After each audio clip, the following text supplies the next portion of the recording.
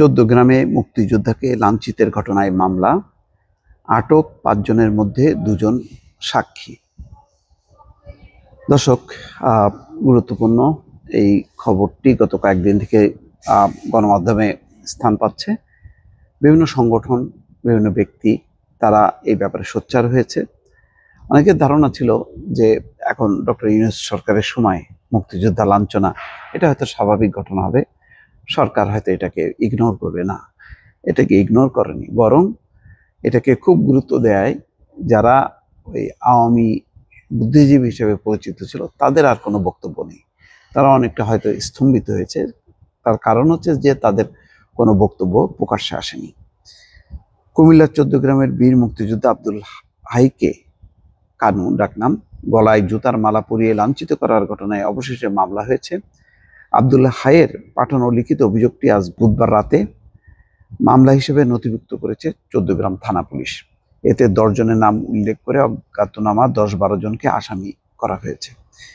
এর আগে এই ঘটনায় জড়িত থাকার অভিযোগে ৫ জনকে আটক করেছিল পুলিশ। তাদের ৫৪ ধারায় গ্রেপ্তার দেখিয়ে গতকাল মঙ্গলবার আদালতের মাধ্যমে কারাগারে পাঠানো হয়। মামলায় আটক ওই ৫ জনের মধ্যে ১ জনকে আসামি করা হয়েছে, আর ২ জনের নাম সাক্ষী হিসেবে উল্লেখ করা হয়েছে। ২৫ লাখ টাকা চাঁদা দাবি, জুতার মালা পরানোয় ১০০ কোটি টাকার মানহানি এবং মারধরের অভিযোগে মামলাটি করা হয়েছে।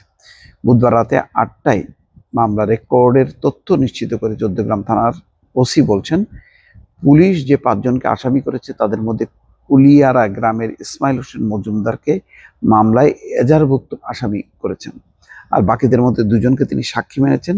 বিষয়টি ঊর্ধ্বতন কর্তৃপক্ষের সঙ্গে আলোচনা করে পরে সিদ্ধান্ত নেওয়া হবে বলে আটকদের মধ্যে কাকে কাকে এই মামলায় সিদ্ধান্ত নেওয়া হবে যে আটকদের মধ্যে কাকে কাকে এই মামলায় গ্রেপ্তার দেখানো হবে। ভুক্তভোগী মুক্তিযোদ্ধার ছেলে এবং উপজেলা বাতিসা ইউনিয়ন যুবলীগের সাধারণ সম্পাদক গোলাম মোস্তফা ভূঁইয়া বলেন, মঙ্গলবার ফেনী আদালতের সামনে হামলার চেষ্টা করে তাদের কাছ থেকে এজাহারের অনুলিপি ছিনিয়ে নেওয়ার পর চৌদ্দগ্রামের ওসি তাকে জানিয়েছেন প্রয়োজনে হোয়াটসঅ্যাপে এজাহার পাঠাতে। তিনি মঙ্গলবার রাতে হোয়াটসঅ্যাপে এজাহার পাঠিয়েছেন। বুধবার চৌদ্দগ্রামের মুক্তিযোদ্ধাদের প্রতিনিধি দল ও স্বজনদের মাধ্যমে মামলার অনুলিপি থানায় পাঠানো হয়। কাউকে অযথা হয়রানি না করার উল্লেখ করে গোলাম মোস্তফা বলেন, যারা ঘটনায় জড়িত এবং যাদের তারা চেনেন তাদের নামই মামলায় উল্লেখ করা হয়েছে।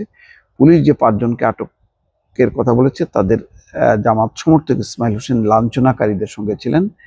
জামাল উদ্দিন মজুমদার ও ইলিয়াস ভূঁইয়া ঘটনাস্থলে ছিলেন, তবে তারা কোনো প্রকার অত্যাচার করেননি। এই জন্য মামলায় তাদের সাক্ষী করা হয়েছে। বাকি ২ জনের বিষয়ে তারা কিছু জানেন না। তারা যদি ঘটনায় জড়িত থাকেন তাহলে পুলিশ তাদের বিরুদ্ধে ব্যবস্থা গ্রহণ করবে। যাই হোক, এটা ঘটনাটা ভালোভাবে পুলিশ হ্যান্ডেল করেছে, সরকার সাপোর্ট দিয়েছে।